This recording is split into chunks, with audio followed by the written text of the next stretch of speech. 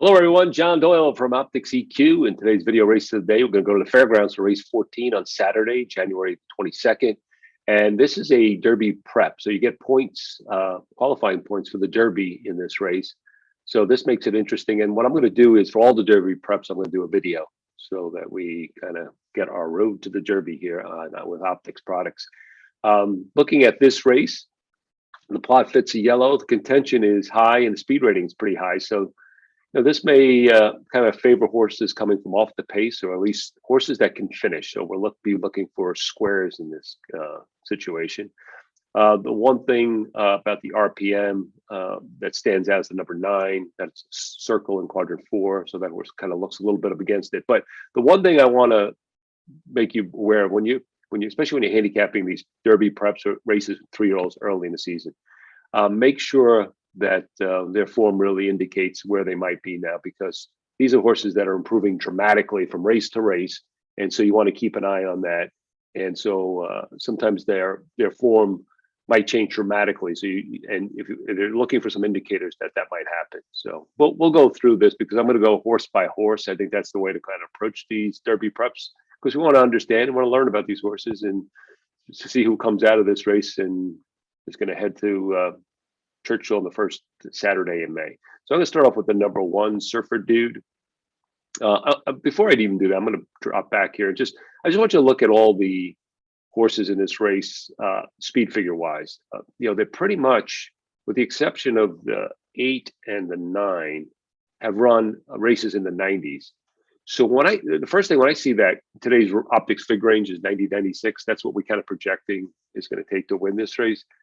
That tells me that this is really a competitive race right off the bat. So if you're considering betting favorites in this situation, I always kind of advise against try to look some elsewhere, because they really don't have an edge speed-wise.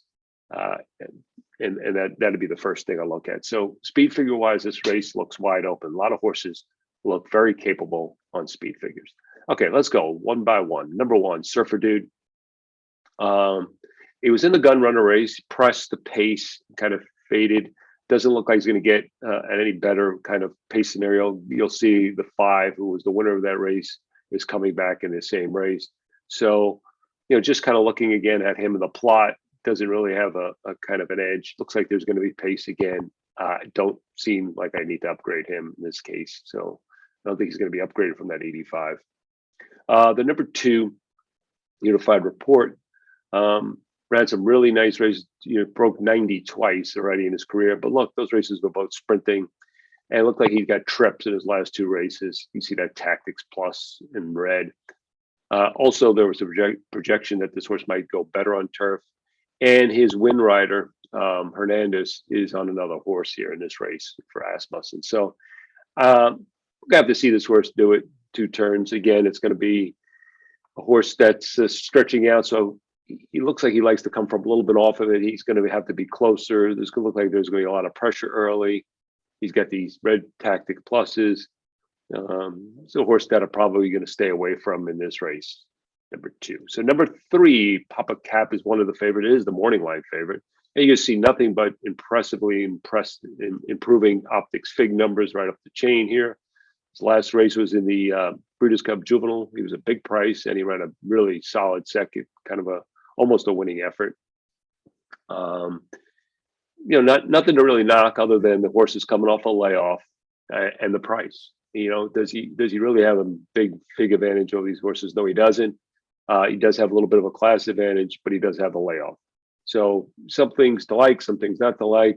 I just, for my purposes, 8-5 is going to be too short. I don't know if he's going to go that. I don't know if it's going to be the 5 is going to be the favorite, but he's probably going to be just too short. In a race like this, I don't think you want to be taking a short price. Let's see where they're at after the smoke clears in this race and as they move forward. Number 4, Trafalgar. I thought this horse had a look.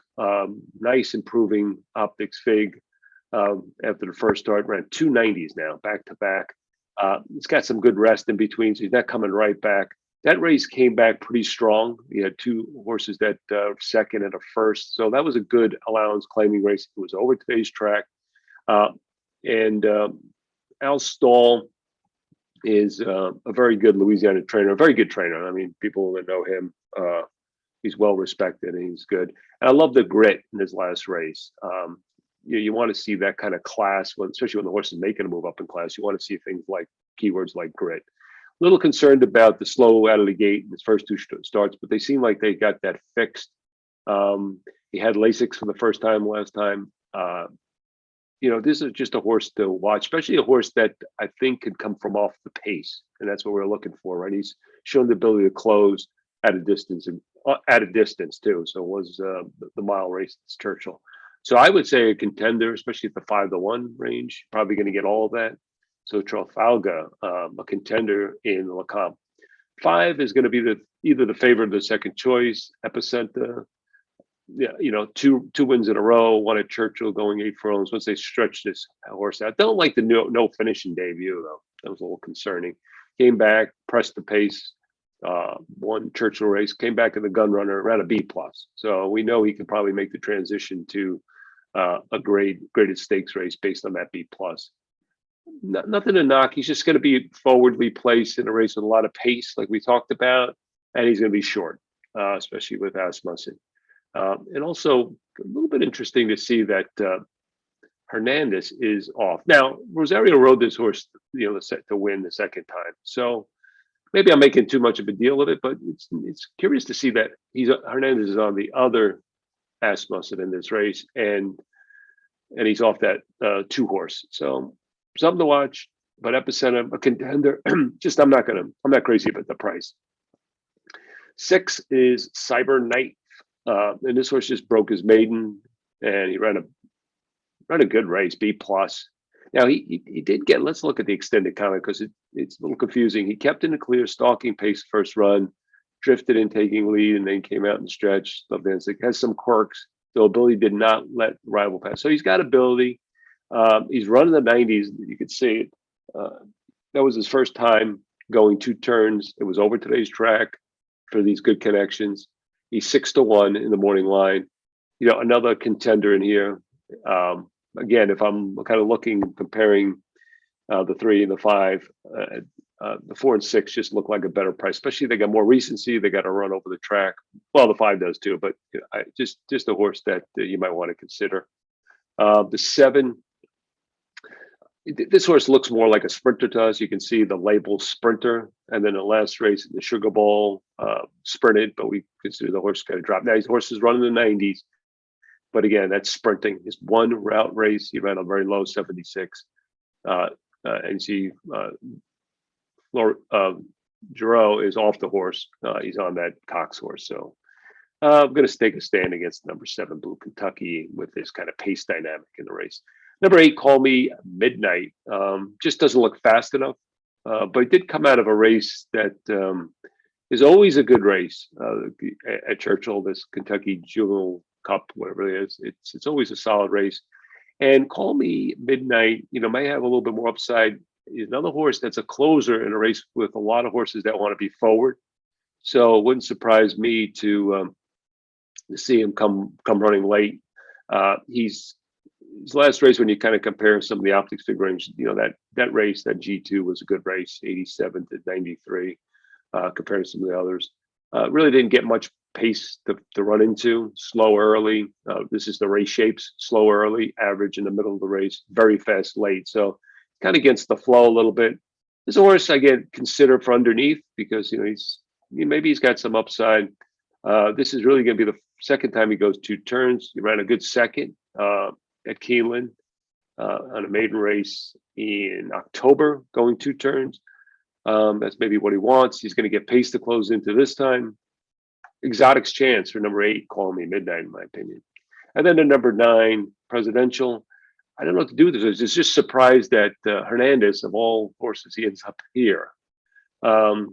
This horse debut was at Indiana. He was bet some, was slow out of the gate.